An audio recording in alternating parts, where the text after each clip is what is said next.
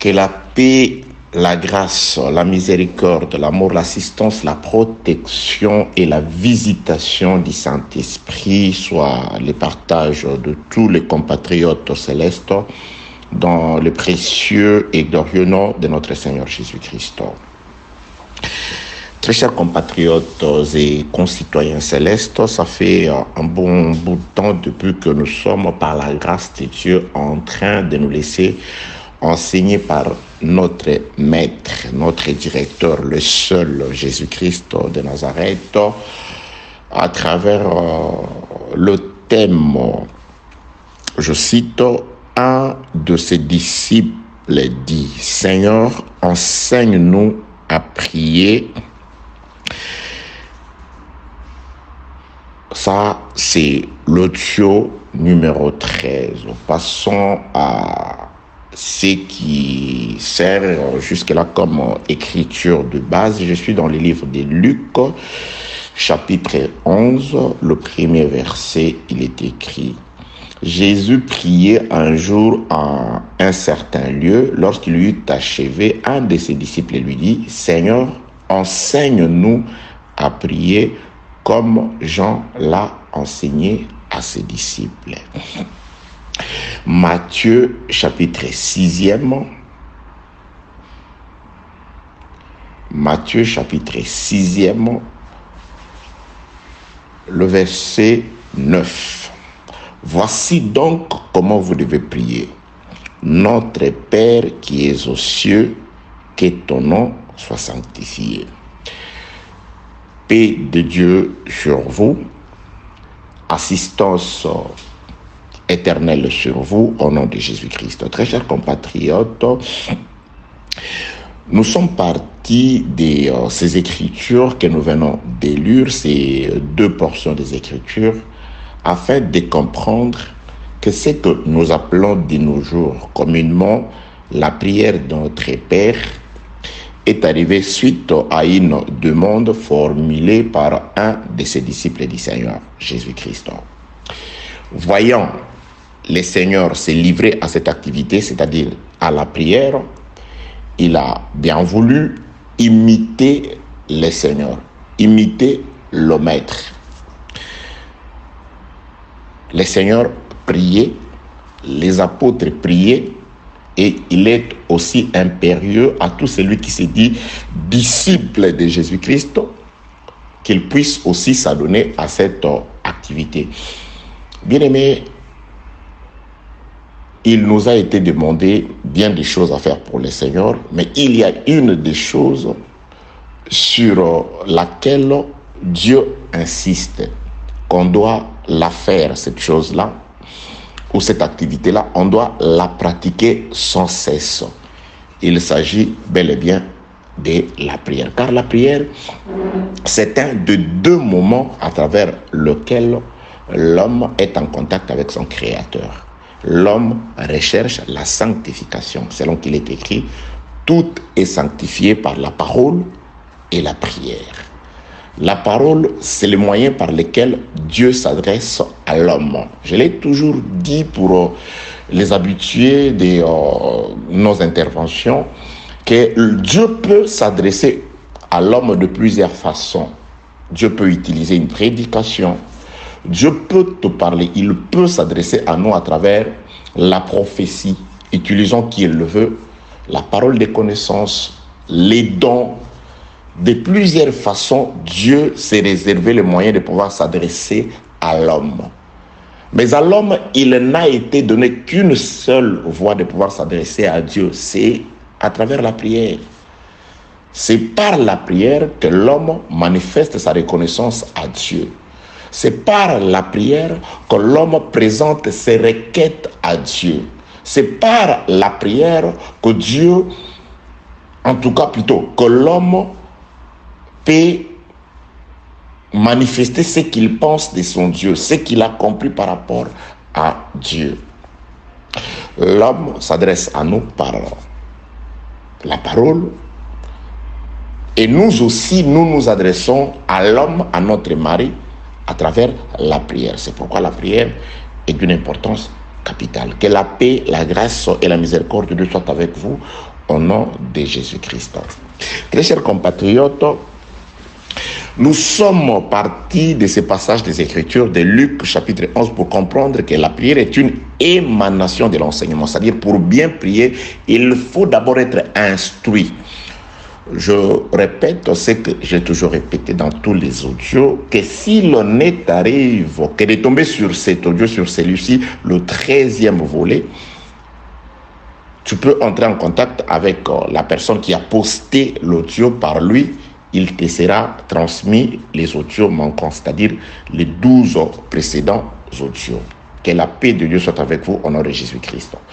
Nous avons compris qu'après avoir posé la question sur la prière, Dieu est allé enseigner le peuple. Il en a profité pour enseigner le peuple. Dieu, bien sûr, par Jésus-Christ, selon qu'il est écrit, en lui a habité corporellement toute la plénitude de la divinité. Jésus-Christ en a profité pour enseigner le peuple en ce qui concerne la prière.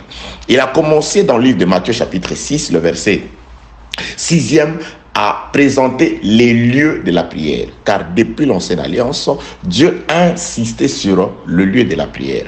Dieu avait réservé un lieu où les enfants d'Israël, je m'excuse, les enfants d'Israël devraient apporter leur sacrifice à Dieu depuis l'Ancienne Alliance. Et quand Jésus-Christ est arrivé, il a été abordé par une femme d'origine samaritaine.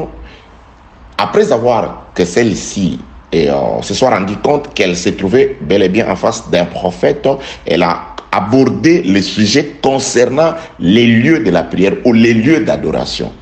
Elle avait compris, comme étant une des filles d'Abraham, qu'il était impérieux ou important de localiser d'abord les lieux de la prière. C'était d'une importance capitale.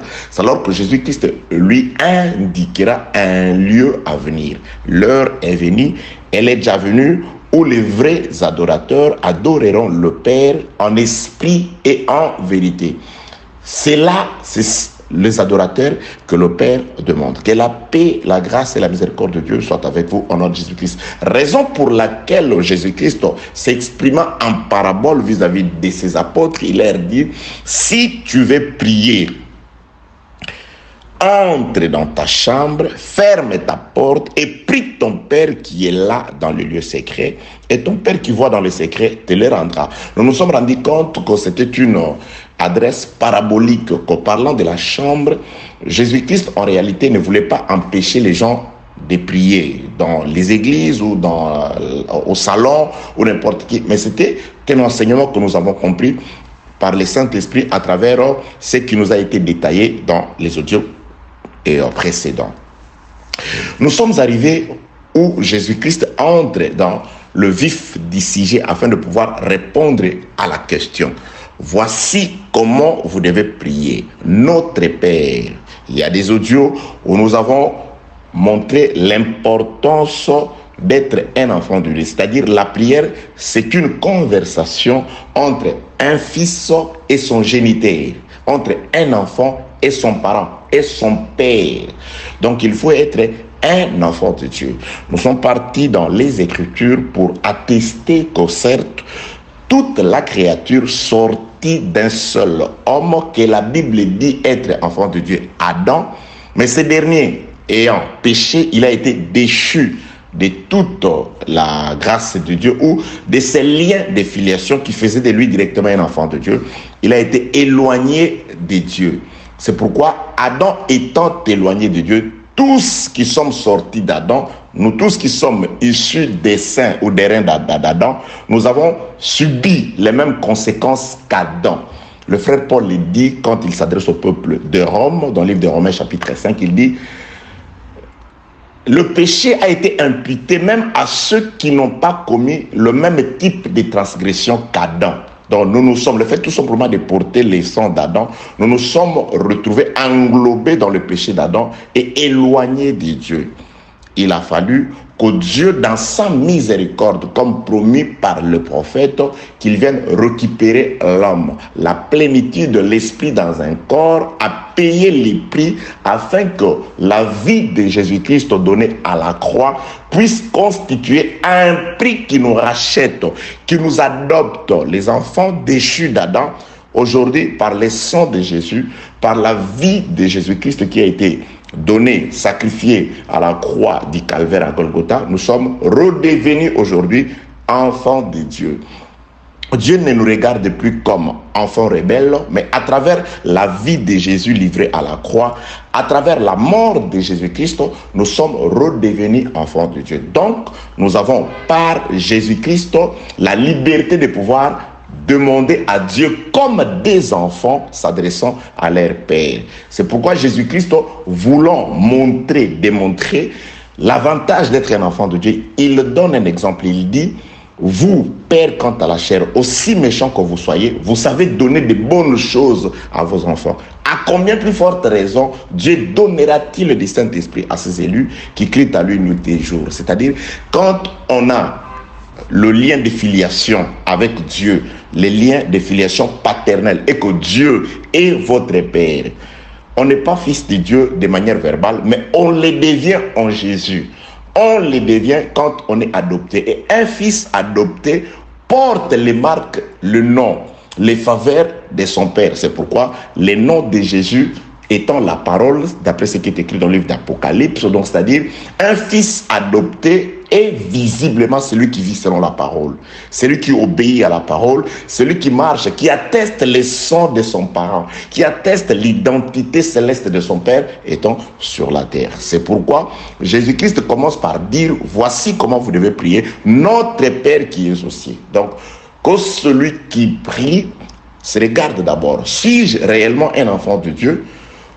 Suis-je réellement adopté par Dieu au moyen du sang de Jésus-Christ? Que la paix, la grâce, la miséricorde, l'amour, l'assistance et la bénédiction de Dieu soient votre partage au nom de Jésus-Christ. Très chers compatriotes, c'est ainsi que dans les audios précédents, le Saint-Esprit nous a conduits pour nous encourager, pour nous informer que ce que Jacques dit, il le dit à raison.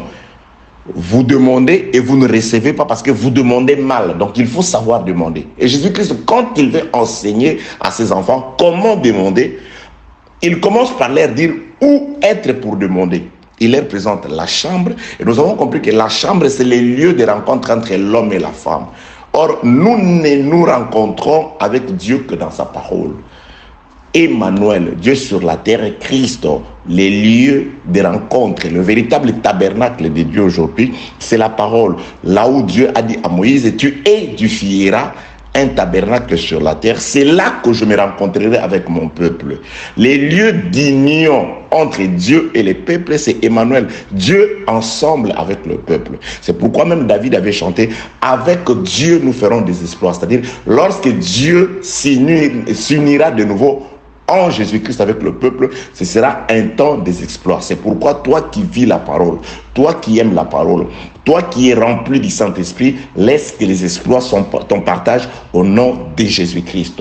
Toi qui aimes la vie de Dieu, toi qui aimes la parole, toi qui aimes les activités liées au ciel, que les exploits, que les prouesses soient ton partage au nom de Jésus-Christ.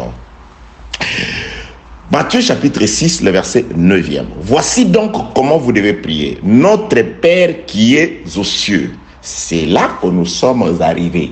Donc, le fait, à part le fait que Jésus-Christ nous présente l'identité ou le type de relation qu'il doit y avoir entre nous les demandeurs et celui qui exauce, ces liens de paternité, et nous devons nous adresser à ses papas, à son père, à ses gendres géniteurs qui n'est pas de la terre. Il localise le pays de Dieu. Nous sommes partis dans les Écritures, d'après ce qui est écrit dans le livre de la Genèse, chapitre 1er, le verset 1er.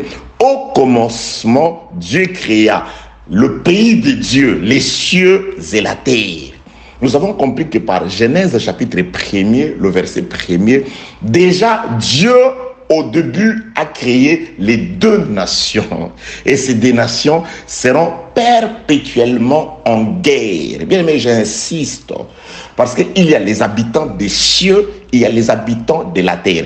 Ok, je m'en vais et je continue déjà, on entre déjà dans les vies des sujets. Prenons ce que le frère Paul nous dit concernant ces deux pays.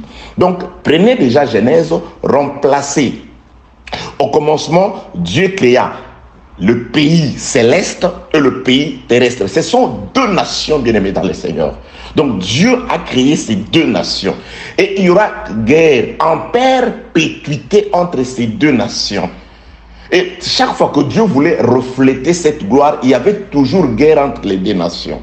Je suis allé dans les Écritures pour présenter, dans les jardins, Dieu représente les deux nations. Il représente une nation appelée Ève, parce que d'après ce qui est écrit dans le livre de la Genèse chapitre 4, Ève veut dire la mère de tous les êtres vivants. Donc en Ève, nous sommes tous les autres vivants, tous les êtres vivants plutôt, nous y trouvons là-bas. Que la paix de Dieu soit avec vous au nom de Jésus-Christ. Donc Ève, c'est un royaume. Parce que Genèse 4 dit Ève, qui veut dire la mère de tous les êtres vivants. Parce que nous avons Ève, la première femme d'Adam, du premier Adam, qui est la mère de tous les êtres vivants quant à la chair. Et nous avons la seconde Ève, qui est aussi la femme du second Adam, c'est-à-dire l'Église. De même que le premier Adam avait son épouse qui était sortie d'elle, qui était la mère de tous les êtres vivants quant à la chair. Le second Adam, quand il arrive, Dieu doit opérer la même chose. Dieu doit l'endormir à la croix afin que de lui, de Jésus, le second Adam, sorte aussi la seconde Ève, la mère de tous les êtres vivants quant à l'esprit. Aujourd'hui, c'est l'Église. C'est par l'Église que Dieu voit les êtres vivants. Que la paix de Dieu soit avec vous au nom de Jésus-Christ. N'oubliez pas, bien-aimés dans le Seigneur, nous sommes dans l'explication de notre Père qui est aux cieux. Et nous avons compris que les cieux, c'est le pays de Dieu. Et quand les Écritures rapportent qu'au commencement, Dieu créa le ciel et la terre, c'est-à-dire Dieu a créé déjà deux nations. Et ces deux nations seront perpétuellement en guerre jusqu'à ce que l'un domine, élimine plutôt une autre nation. Alléluia. Que la paix de Dieu soit avec vous au nom de Jésus-Christ. C'est pourquoi Dieu, voulant refléter cette réalité céleste sur la terre, lorsqu'il planta un jardin à l'Orient d'Éden, il va refléter, il crée une nation terrestre, la mère de tous les êtres vivants, appelée Ève. Et Dieu va doter cette nation d'un roi. C'est pourquoi il est écrit « Heureux le pays ou le peuple dont l'Éternel est roi ». C'est pourquoi, bien-aimés dans le Seigneur, lorsque les deux bandits, les deux brigands crucifiés aux deux côtés du Seigneur Jésus-Christ, lorsque le brigand, l'autre là, reprend, il dit « Ne crains-tu pas Dieu, toi qui subis le même supplice, la même condamnation que lui? Nous sommes coupables de nos péchés. Mais lui, il est innocent. Souviens-toi de moi quand il viendra dans ton règne. » C'est-à-dire, il comprend que celui-ci est roi. Comme il est roi, c'est que c'est Dieu. Il reproche à son compatriote, à son prochain, il dit, ne crains-tu pas Dieu? Il était au Dieu. C'est-à-dire, il comprenait que je suis crucifié à côté de Dieu. Pourquoi disait-il? Parce qu'il était écrit sur son chevet, le chevet du Seigneur, celui-ci est le roi des Juifs. Il comprend, si c'est lui le roi des Juifs, or le véritable roi des Juifs, c'est l'Éternel Dieu lui-même. Souvenez-vous, peuple du Seigneur, lorsque le peuple d'Israël s'était présenté devant Samuel pour lui dire, Samuel, nous voulons que tu établisses un roi sur nous, comme c'est le cas dans toutes les nations. Samuel était attristé. Dieu lui dit, mais pourquoi t'attristes-tu? Ce n'est pas toi qui va l'éloigner, c'est moi. Ce peuple ne veut pas que je règne sur lui. Parce que l'Éternel Dieu, c'est le roi d'Israël. Alors quand on a écrit sur la tête de Jésus, sur la croix du Seigneur, que celui-ci est le roi des Juifs, Les brigands a lu. C'est pourquoi il faut savoir lire dans les Écritures. Il a lu. Si celui-ci est le roi des Juifs, nous n'avons pour roi en Israël que Dieu. Il dit à son prochain, ne crains-tu pas Dieu? Il répète comme tu es roi, c'est que tu as un royaume. Et ce royaume n'est pas de la terre. Et quand tu viendras dans ton royaume, dans ton règne, souviens-toi de moi. Bien aimé, la vérité se trouve dans les Écritures. Et il faut que Dieu te dote, Dieu, des yeux pour voir. C'est pourquoi je l'ai toujours dit, les dons de l'Église, ce sont les yeux. C'est pas Blanchard, c'est le Seigneur qui l'a dit. Vous me verrez, mais les autres ne me verront pas. Et vous me verrez pourquoi? Parce que je viendrai, je serai dans vous. Celui qui a Christ en lui, il voit Christ. Où? À travers les Écritures. On adore à travers les Écritures. Que la paix de Dieu soit avec vous. Au nom de Jésus-Christ. Donc, notre Père qui n'est pas de la terre, mais qui est aux cieux, qui est aux cieux, qui est un Dieu céleste.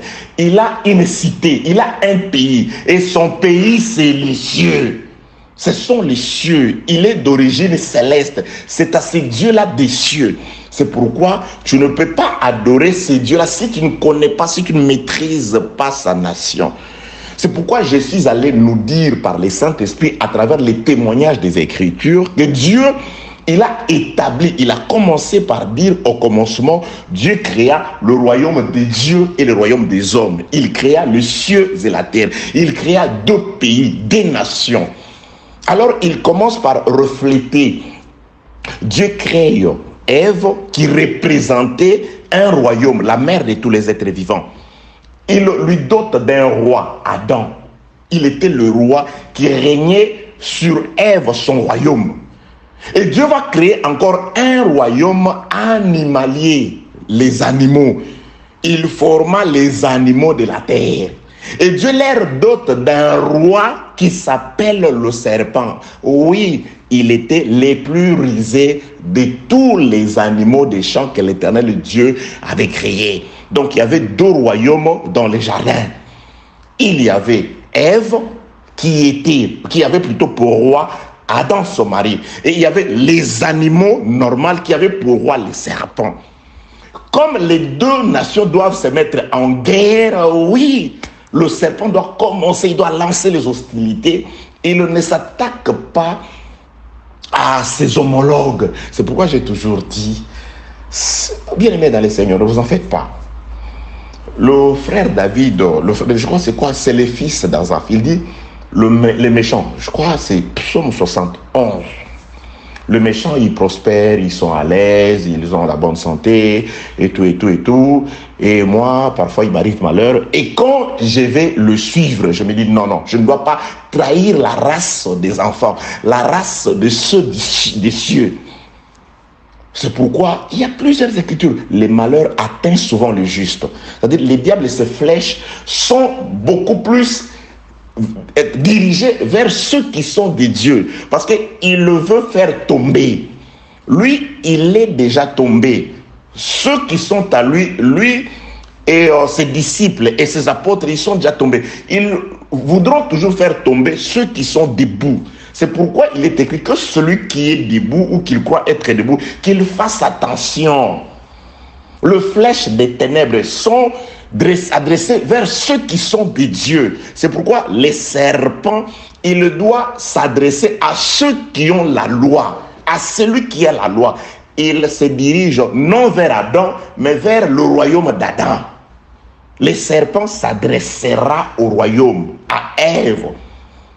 Parce que Ève, c'est l'épouse d'Adam, bien aimé dans le Seigneur.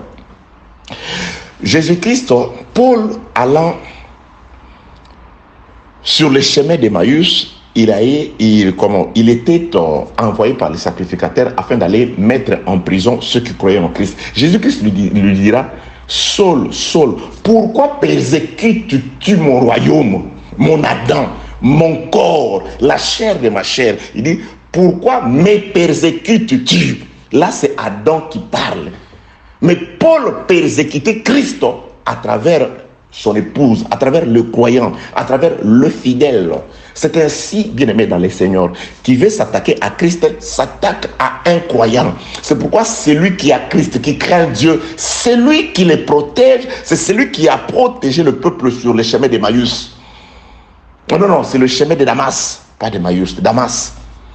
C'est le Seigneur Jésus-Christ, il te protège, bien-aimé dans les Seigneurs. C'est pourquoi le psalmiste chante, il dit, si l'Éternel Dieu nous protège, celui qui protège, protège en vain. Que la paix de Dieu soit avec vous au nom de Jésus-Christ.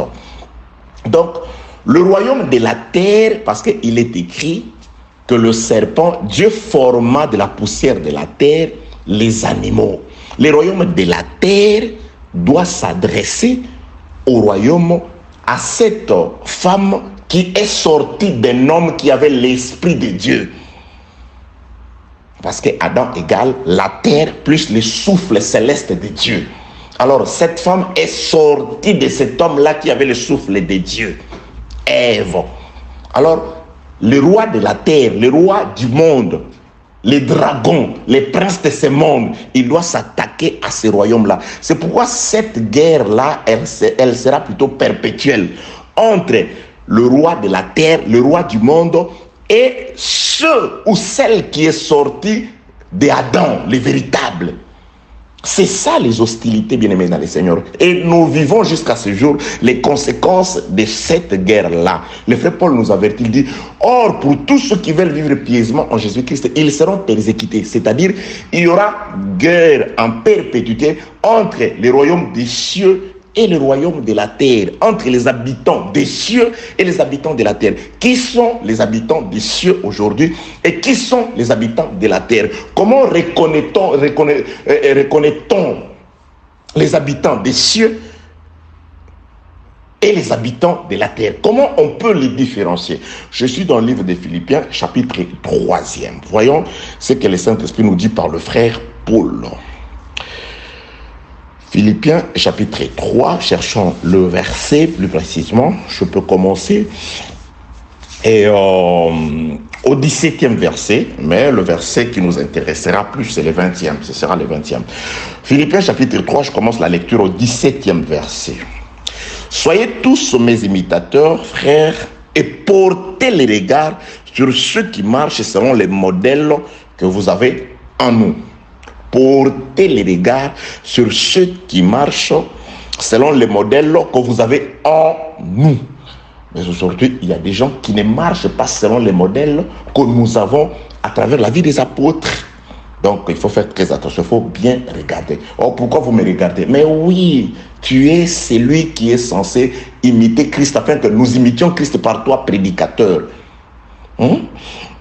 Ok, Philippiens chapitre 3, le verset 17e. Soyez tous mes imitateurs, frères, et portez les regards sur ceux qui marchent selon les modèles que vous avez en nous. Car il en est, suivez très bien le verset 18, car il en est plusieurs qui marchent en ennemis de la croix de Christ. Je vous en ai souvent parlé et j'en parle maintenant encore en pleurant. Verset 19, leur fin sera la perdition. Ils ont pour Dieu leur ventre, ils mettent leur gloire dans ce qui fait leur honte. Ils ne pensent qu'aux choses de la terre. Mais notre cité à nous est dans les cieux. Nous, d'où nous attendons aussi comme sauveur le Seigneur Jésus-Christ. Vous comprenez bien, aimés dans le Seigneur. Je reprends les deux versets 19 et 20. Leur fin, c'est-à-dire ces gens-là, ces méchants-là, leur fin sera la perdition. Ils ont pour Dieu leur ventre. Ils mettent leur gloire dans ce qui fait leur honte. Ils ne pensent qu'aux choses de la terre. Mais notre cité à nous est dans les cieux, d'où nous attendons aussi comme sauveur le Seigneur Jésus-Christ. C'est-à-dire, nous avons des gens qui sont de la terre. Qu'est-ce qui caractérise ceux qui sont de la terre? La Bible déclare, ils mettent leur espérance et ils ne pensent qu'aux choses de la terre. Bien aimé, il y a de ces cultes-là qui me font pleurer. Il y a de ces prédications-là qui me font pleurer. Vous voyez quelqu'un mobiliser les gens pendant 2-3 heures pour ne leur parler que sur les choses de la terre. Voyez comment vous pouvez voyager, voyez comment vous pouvez avoir du succès, voyez comment, voilà, comment vous pouvez faire ceci, voilà comment tu peux récupérer ton mari, voilà comme les choses, ils ne mettent leur espérance que sur les choses de la terre. C'est des terriens, c'est des hommes du monde. Rappelez-vous de ce que je viens tantôt de nous dire. Au commencement, Dieu créa le ciel. C'est pourquoi le frère Paul dit, verset 20, mais notre cité à nous est dans le ciel. C'est-à-dire, il y a les habitants des cieux, il y a les habitants de la terre. Les habitants des cieux, ce sont ceux qui mettent leur espérance en Jésus-Christ, selon qu'il est écrit, Philippiens 3, 20. Mais notre cité à nous est dans le ciel, d'où nous attendons aussi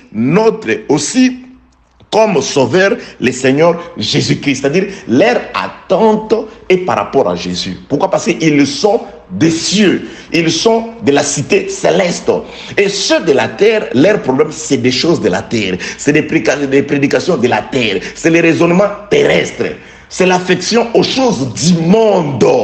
Que la paix de Dieu soit avec vous au nom de Jésus-Christ. Je reprends l'écriture que je nous avais donnée pour confirmer l'existence de ces deux royaumes. Les royaumes des cieux et les royaumes de la terre. Les deux royaumes renferment leurs deux habitants. Apocalypse chapitre 12, le verset 12e. Apocalypse chapitre 12, le verset 12e. C'est pourquoi réjouissez-vous cieux et vous qui habitez dans les cieux. Bien-aimés, il y a des réjouissances pour ceux qui sont des cieux et qui habitent les cieux. Les frères Paul va paraphraser pour dire réjouissez-vous dans les Seigneurs. C'est-à-dire, se réjouir dans les Seigneurs, ça veut tout simplement dire se réjouir dans la parole. La réjouissance selon la parole. Que la paix de Dieu soit avec vous au nom de Jésus-Christ. Donc, Dieu a parlé dans les illustrations. Au commencement, Dieu créa le ciel et la terre. Dieu créa Adam et Ève, sa femme, qui représentait le royaume des cieux et son roi sur la terre.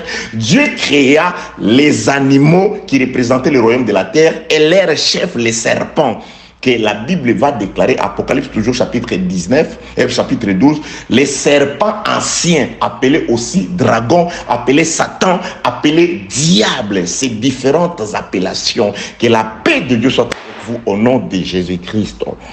Apocalypse chapitre 12, le verset 12. C'est pourquoi réjouissez-vous cieux et vous qui habitez dans les cieux. Malheur à la terre et à la mer, car le diable est descendu vers vous, animé d'une grande colère, sachant qu'il a peu de temps. Ici, je prends juste la forme. L'explication là pour dire, pas pour la placer dans les temps, mais pour dire qu'il existe certes deux royaumes. Le royaume des cieux et le royaume de la terre. Le royaume des cieux ont leurs habitants. Il y a des gens, quand on parle du royaume des cieux, ils élèvent les yeux pour regarder le firmament, le ciel naturel. Non, le royaume des cieux est sur la terre. Jésus-Christ répond, quand on lui pose la question, quand viendra ton royaume? Il dit, le royaume de Dieu ou le royaume des cieux ne vient pas de manière à frapper les regards. Voici, il est au milieu de vous.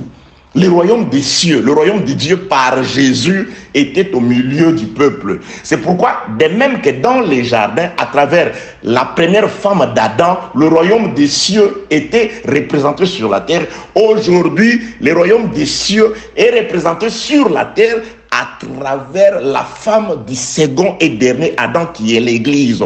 C'est par toi que le ciel est reflété sur la terre. C'est par toi que les habitants, les habitudes, les manières, le mœurs de la cité céleste est reflété sur la terre. C'est pourquoi Dieu, par le frère Paul, nous appelle des ambassadeurs de ce royaume sur la terre. Le royaume des cieux est sur la terre. L'enlèvement, c'est Dieu qui vient chercher son royaume sur la terre. C'était comme en Égypte. Il y avait un royaume, le reflet du royaume des cieux, sur la terre en Égypte, dans un coin appelé Goshen, à part. Et la sortie des enfants d'Israël, c'était Dieu qui est descendu afin de prendre ce royaume et le retirer de la terre. Que la paix de Dieu soit avec vous au nom de Jésus-Christ. Nous cohabitons ensemble. Mais attention, quoique sur la terre ensemble, chacun est dans son coin. Oui, on peut être dans la même maison, mais chacun est dans son coin. Moi, je suis à Gozen, là où les ténèbres ne frappent pas. Et toi, tu es en Égypte, couvert de ténèbres. Paix de Dieu sur vous au nom de Jésus. Oui, ils étaient tous sur un même territoire. Mais Israël se retrouve à Gozen. Gozen, c'est le lieu qui leur a été indiqué par celui qui les avait précédés en Égypte, Joseph. Joseph leur a soufflé à travers 5 frères. Il prit 5 de ses frères et dit, va leur dire, vous allez dire ceci à Pharaon, donne-nous Gozen. Pourquoi? Parce que nous, on est des éleveurs, on est des pasteurs. On ne peut pas rester ensemble avec les Égyptiens. Nous sommes dans le monde, mais nous ne sommes pas du monde, bien-aimés dans le Seigneur. Nous ne nous mêlons pas avec eux par rapport aux habitudes. Je ne te demande pas de pouvoir faire sortir ton frère qui n'est pas de la même obédience spirituelle que toi de la maison. Non, ça c'est la sorcellerie. Bien-aimés, nous devons les aimer. C'est par notre amour vis-à-vis des païens qu'ils peuvent comprendre que notre Dieu est amour et s'approcher de Dieu par nous. Le diable, les esprits impurs, les sorciers, aussi soient-ils, c'est eux qui doivent soit venir vers nous ou nous éviter. On ne le chassera pas de nos maisons. Ne chasse pas quelqu'un parce que c'est un sorcier. C'est la lumière qui doit faire fuir les ténèbres, pas l'homme. Continue de prier. Toi, tu crois que le diable, il ne peut pas t'envoûter s'il est loin de chez toi? Ah non, le diable, pour bien t'envoûter, il doit venir près de toi. Non, ça c'est quel diable? C'est les diables congolais, africains. Que la paix de Dieu au mondain, que la paix de Dieu soit avec vous. Au nom de Jésus-Christ. Très chers compatriotes, nous sommes dans le royaume des cieux. Donc nous comprenons que lorsque Jésus-Christ, Matthieu chapitre 6, le verset 9, dit, voici comment vous devez prier. Notre Père, qui est aux cieux. Donc là, il localise déjà un royaume. Il dit, le Dieu que vous priez, ce n'est pas un Dieu de la terre. Alléluia. Oh, les Écritures, l'effet Paul dit, il y a des dieux qui ne le sont que des noms, mais qui ne le sont pas de nature. Dieu est élevé, alléluia. Dieu est tout-puissant, Dieu est miséricordieux, Dieu est compatissant et Dieu est puissant. Il est celui qui guérit les malades. Il est celui qui restaure ceux qui ont des problèmes. Il est celui qui relève ceux qui sont tombés. Dans le nom de Jésus, la puissance de Dieu se manifeste. Car nous sommes au temps où Dieu a envoyé sa puissance pour élever son épouse, pour accompagner l'épouse. L'épouse n'est pas seule. Rebecca seule n'arrivera pas chez Isaac. Il y a quelqu'un qui a été dépêché depuis la maison d'Abraham pour descendre dans le pays de Rebecca, parler au cœur de Rebecca, convaincre Rebecca de quitter la maison, la vie paternelle et de s'acheminer avec l'accompagnateur qui est descendu de la maison d'Abraham. Ensemble, Rebecca est rassurée sur les chemins de pouvoir arriver jusqu'à voir le visage d'Isaac. Et nous sommes aujourd'hui rassurés par le Seigneur Jésus-Christ qui nous parle par la puissance du Saint-Esprit au moyen de l'Évangile. La parole nous affranchit, la parole nous libère, la parole nous donne l'eau et le pain. La parole nous accorde la force de pouvoir vaincre Amalek. Que la paix de Dieu soit avec vous au nom de Jésus-Christ. Je vous présente encore dans les Écritures un autre reflet du royaume des cieux. Je suis dans le livre de Exode chapitre 17. Vous connaissez très certainement ce qui s'est passé entre Amalek et laissez-moi chercher les versets. Entre Israël et Amalek, pendant le parcours d'Israël, lorsqu'ils sont sortis de l'Égypte, Exode, lorsqu'ils sont sortis de l'Égypte, ça chemina vers le pays de la promesse. Exode chapitre 17, je commence la lecture. Je vais abréger la lecture. Ok. Exode chapitre 17, la lecture, je la commence au 13e verset. Écoutez ce qui est écrit. Et Josué vaincut Amalek et son peuple au tranchant de l'épée. Et Josué vaincut Amalek et son peuple au tranchant de l'épée. Exode chapitre 17 verset 13e. Verset 14. L'Éternel dit à Moïse, écoutez très bien, écris cela dans les livres, pour que les souvenirs s'en conservent, et déclare à Josué que je effacerai la mémoire des habitants de la terre de dessous les cieux, de dessous les cieux, de dessous les cieux, de dessous les cieux. C'est pourquoi j'ai dit, il y a eu les reflets de la terre à travers Amalek. Et Israël représentait le royaume des cieux. C'est pourquoi j'ai dit, L'enlèvement, c'est Dieu qui est descendu pour aller chercher son royaume, qui était représenté dans l'ombre par Israël en Égypte, le royaume des cieux en Égypte, pour le ramener vers lui à Canaan, qui aurait été aussi le reflet des cieux sur la terre. Je relis exactement comme c'est écrit. Exode chapitre 17, verset 14. L'Éternel dit à Moïse, écris cela dans les livres pour que les souvenirs s'en conservent. Et déclare à Josué que je effacerai la mémoire d'Amalek de dessous les cieux. Pourquoi Dieu, tu vas effacer Amalek? Amalek n'a fait que faire la guerre à Israël. Pourquoi? C'est une prophétie que Jésus-Christ viendra plus tard répéter. Il y aura guerre en perpétuité. Jésus-Christ le dit sous forme dit, une nation s'élèvera contre une autre nation. Jésus-Christ la projette cette guerre-là au futur par rapport à lui quand il était vivant. Et je l'ai démontré dans les Écritures que quand Jésus ramenait cette prophétie au futur, Israël, de qui il était issu quant à la chair, Jésus, comme le frère Paul le dit dans le livre de Romains, était sous la domination des païens, des Romains. La raison pour laquelle il fallait que les Juifs se saisissent de Jésus et qu'ils le ramènent à Pilate. Quand ils l'ont ramené à Pilate, Pilate dit, mais pourquoi me les ramenez-vous?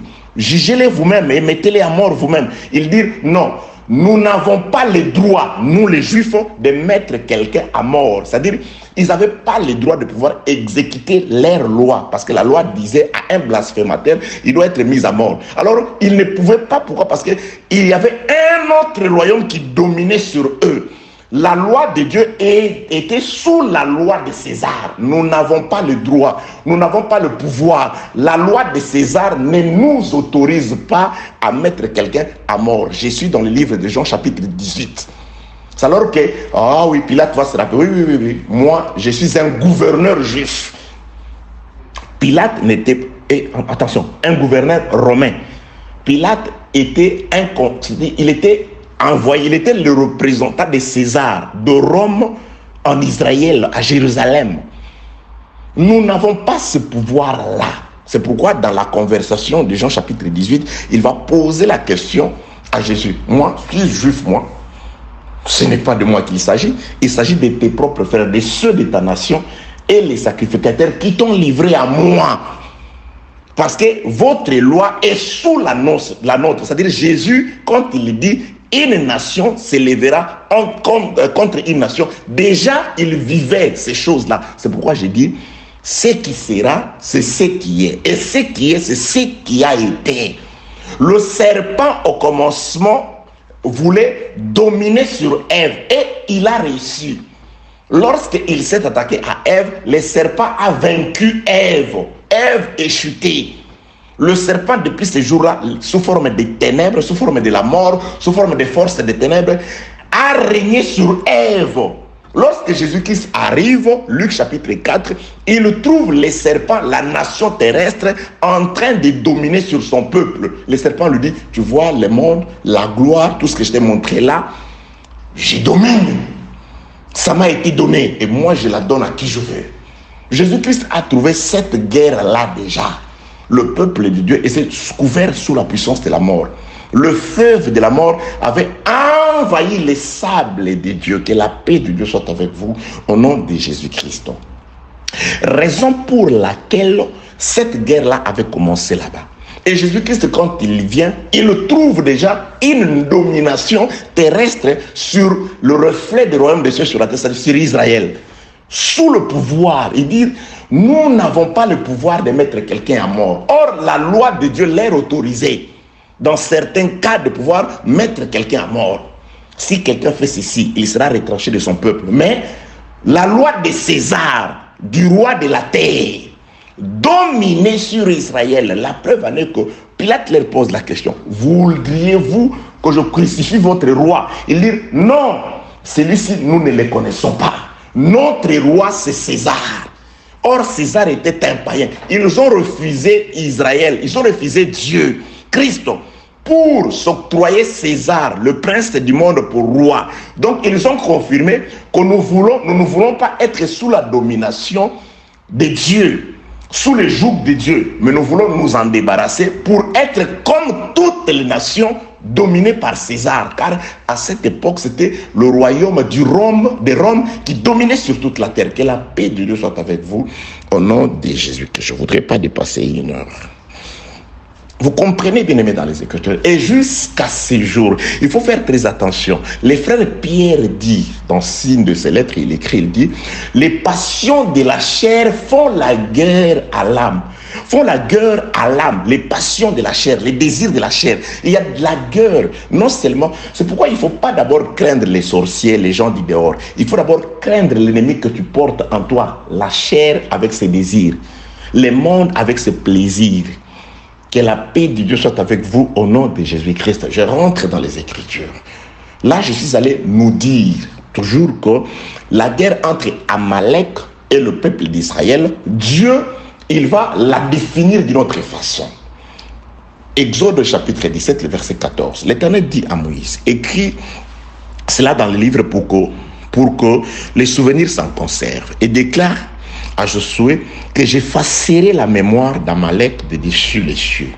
Moïse bâtit un autel et lui donna pour nom l'Éternel ma bannière. Il dit, parce que la main a été levée sur le trône de l'Éternel, il y aura guerre de l'Éternel entre les habitants de la terre, c'est-à-dire Amalek, de génération en génération. Il y aura guerre entre Israël et Amalek de génération en génération. Quand Dieu dit ça, c'est-à-dire, Dieu, c'est par cette prophétie que Dieu avait permis que les enfants d'Israël puissent être perpétuellement en guerre. Et parfois, lorsque le peuple se rendait dans la distraction, ils oubliaient qu'il y a une prophétie qui avait été faite dans Exode chapitre 17, qu'il y aura toujours un peuple qui sera là pour nous faire la guerre. Donc Israël devrait se préparer, être toujours aux aguets, être toujours préparé. C'est pourquoi le frère Paul dit à Timothée, souffre avec moi comme un bon soldat de Christ. Bien aimé, nous sommes des soldats et un soldat est toujours aux aguets. La Bible déclare, le diable est en train de rôder comme un lion. Il rôde, c'est-à-dire lui, il ne s'arrête pas jusqu'à ce que soit nous partions en enlèvement ou que nous allions en repos. La guerre est perpétuelle parce qu'il voudra toujours nous faire tomber. De même qu'au commencement, le serpent s'est attaqué à la première femme, à la femme du premier Adam. De nos jours, les esprits demeurant, il y a toujours les diables sous forme de ses adeptes d'une manière ou d'une autre. La nuit, la journée, de plusieurs manières, s'attaquera toujours à ceux qui sont réellement l'épouse du second Adam, à ceux qui font partie des enfants de Dieu. Ils seront toujours persécutés parce qu'il y a une guerre qui est perpétuelle. La nation terrestre cherchera toujours à manifester sa domination sur la nation céleste. Mais la Bible déclare, la prophétie avait dit que Amalek sera effacé, c'est-à-dire les ennemis, les Égyptiens que vous voyez aujourd'hui, vous ne les verrez plus. Paix de Dieu sur vous au nom de Jésus-Christ. Est-ce que ces jours-là, oui, on les avait pas vus seulement pendant un temps, mais après, ces Égyptiens-là avaient encore réapparu. Que la paix de Dieu soit avec vous au nom de Jésus-Christ. Donc, je reprends la lecture. Exode chapitre 17, verset 14. L'Éternel dit à Moïse, écris cela dans les livres pour que le souvenir s'en conserve. Et déclare à Josué que j'effacerai la mémoire d'Amalek de dessus les cieux. Et Moïse bâtit un autel et lui donna pour nom l'Éternel ma bannière. Il dit, parce que la main a été levée sur le trône de l'Éternel, il y aura guerre de l'Éternel contre Amalek de génération en génération. C'est pourquoi, lorsqu'on pose la question à Jésus-Christ, quand viendra ton royaume? Il dit, le royaume de Dieu. Entre parenthèses, le royaume des cieux ne vient pas de manière à frapper au regard. Comme voici, il est maintenant au milieu de vous. Parlant de lui, comme étant le royaume des cieux sur la terre, mais Jésus-Christ ne pouvait pas s'en sortir vivant. Non, il fallait que cette guerre-là se manifeste dans son corps. C'est pourquoi Satan entra dans Juda et il commença les hostilités contre Jésus. C'est-à-dire, cette guerre-là, si lui, le royaume des cieux, dans sa plénitude, a été persécuté, a été attaqué par le diable au travers d'un de ses disciples, à combien de fortes raisons, toi qui n'as qu'une portion de l'esprit, préparez-vous parce que la guerre est perpétuelle. Lorsque Dieu disait par Moïse, il y aura guerre contre Amalek, c'est-à-dire Israël averti doit savoir, non, non. Dieu a prophétisé qu'Amalek sera toujours là dans son esprit. Dieu lui a mis de me faire la guerre. Alors je dois toujours me préparer. Soyez toujours prêts. Craignez Dieu. Marchez selon la parole. Aimez la prière. Sacrifiez-vous. N'aimez pas le monde. N'aimez pas la chair. Car Amalek, Dieu lui a dit de pouvoir nous faire la guerre à perpétuité. Et nous allons lui faire la guerre jusqu'à son effacement de dessous les cieux. L'effacement, ce n'est pas pour le moment. Même quand nous partirons à l'enlèvement, Amalek restera. Le royaume des cieux restera encore. Et le royaume de la terre, allais-je dire, restera encore. Que la paix de Dieu soit avec vous au nom de Jésus-Christ. Donc, nous sommes dans notre Père. Je suis en train de pouvoir naviguer dans les Écritures pour confirmer certainement, bien aimé dans le Seigneur, il y a deux royaumes. Il y a le royaume des cieux qui a ses habitants et il y a le royaume de la terre qui a aussi les siens. Vous voyez, c'est pourquoi Jésus-Christ donne une parabole, Matthieu chapitre 13. Laissez, je n'ai pas l'exactitude du verset, je cherche. Matthieu chapitre 13, hein? Il compare le royaume de Dieu. Il y en a plusieurs, mais je vais prendre juste Matthieu chapitre 13. Que Dieu nous aide à trouver le verset. Hein?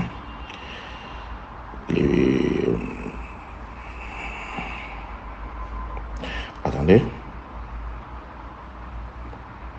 Voilà. Matthieu chapitre 13, le verset 24. Jésus, c'est-à-dire, il leur proposa une autre parabole et il dit, le royaume des cieux est semblable à un homme. Le royaume des cieux est semblable à un homme. Vous voyez déjà pourquoi Jésus-Christ leur disait, vous voulez voir le royaume des cieux, mais c'est un royaume spirituel invisible aux yeux de la chair. Il est au milieu de vous. C'est pourquoi il appelait le juif aveugle. Le royaume des cieux pour lequel ils allaient faire des sacrifices et prier, offrir au temple là-bas et synagogue, était là, mais ils ne pouvaient pas le voir parce que le royaume n'a pas frappé les regards. Il était là incognito. Il était là vivant, passant avec eux comme des gens. Il est venu, le royaume est venu au milieu des siens. Le sien n'a pas reconnu, non pas plutôt reconnu le royaume. Le royaume a été méconnaissable. Pourquoi? Parce que le royaume a été couvert de ténèbres. Ok, je viendrai un jour pour expliquer comment le royaume a été couvert de ténèbres. Parce qu'Israël ne pouvait pas percer ces ténèbres-là. Pour voir la lumière qui était, le ténèbre, c'est le corps qui a caché la plénitude de Jésus à l'intérieur. Jésus-Christ était comme une cruche dans laquelle il y avait le vin nouveau. Alléluia. Outre rempli du vin nouveau, il fallait que cet outre ancien puisse éclater. Parce qu'il donne la parabole, il dit, une outre ancienne ne peut pas conserver le vin nouveau. Un corps du premier Adam, un corps de la chair, un corps semblable à celui du péché ne pouvait pas pendant longtemps conserver la plénitude. C'est pourquoi l'œuvre de la croix, c'était l'éclatement des vieilles outres, l'éclatement de la vieille cruche, afin que l'esprit puisse être répandu aujourd'hui. Grâce à l'éclatement de la vieille outre qui contenait le vin nouveau, aujourd'hui, nous avons la grâce, nous la terre, de bénéficier du vin nouveau. L'Église, à ceux qui l'ont reçu, il a donné le pouvoir de devenir enfants de Dieu. Pourquoi? Parce que la vieille outre s'est éclatée et nous avons aujourd'hui reçu le vin nouveau qui s'y trouvait.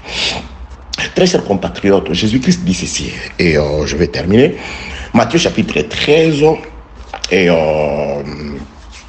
le verset 24. Il leur proposa une autre parabole, et il dit, le royaume des cieux est semblable à un homme. Cet homme, c'est Jésus. Alléluia.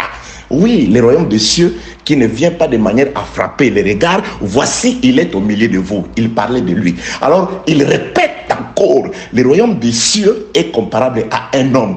Mais ce n'est pas n'importe quel homme, c'est un cultivateur.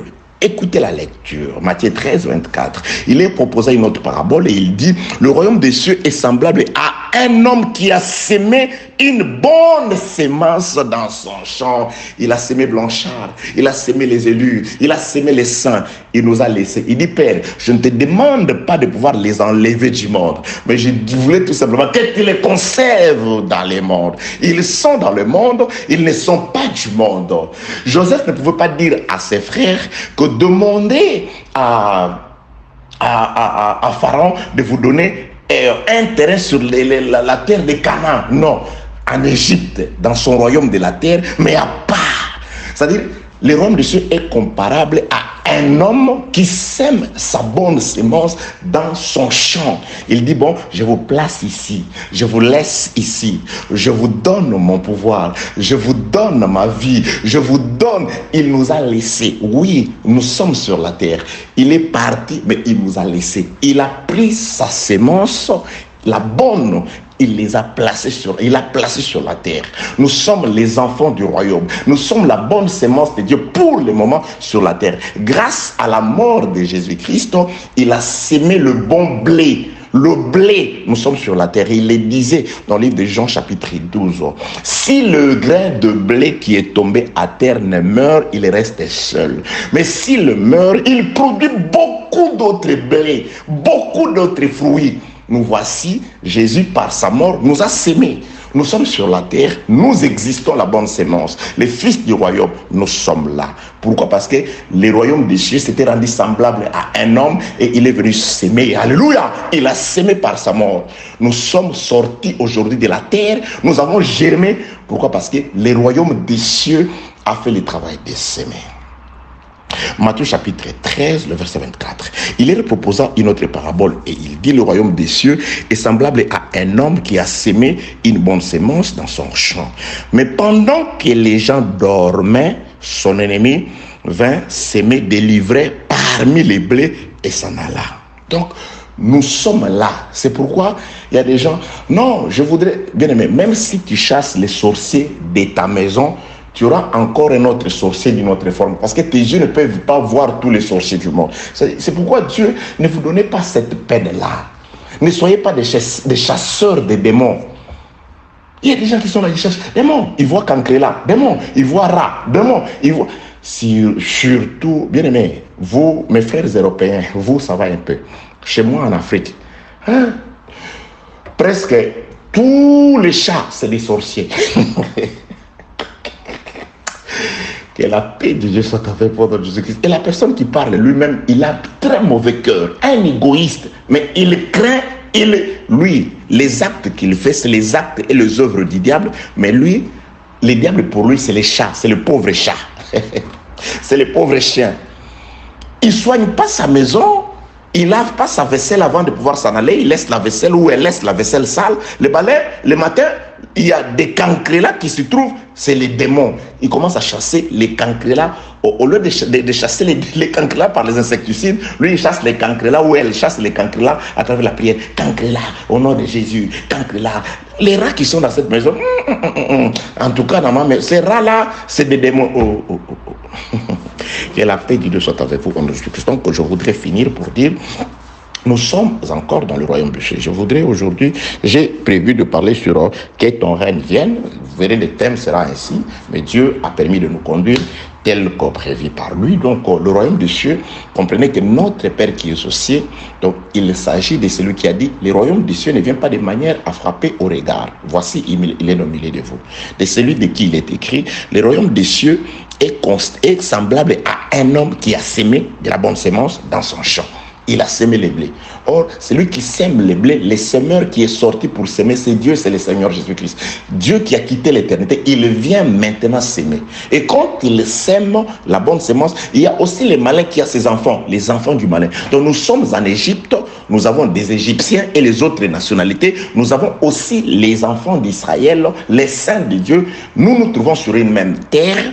Nous nous trouvons dans un même pays, la terre, le monde, mais nous avons deux identités différentes. Il y a les habitants des cieux sur la terre, il y a les habitants de la terre dans leur monde, dans leur terre. Ils sont propriétaires de cette terre. Ils resteront et ils passeront. Le monde de sa gloire passera. La terre passera. Amalek sera effacé. Mais pour le moment, nous cohabitons ensemble.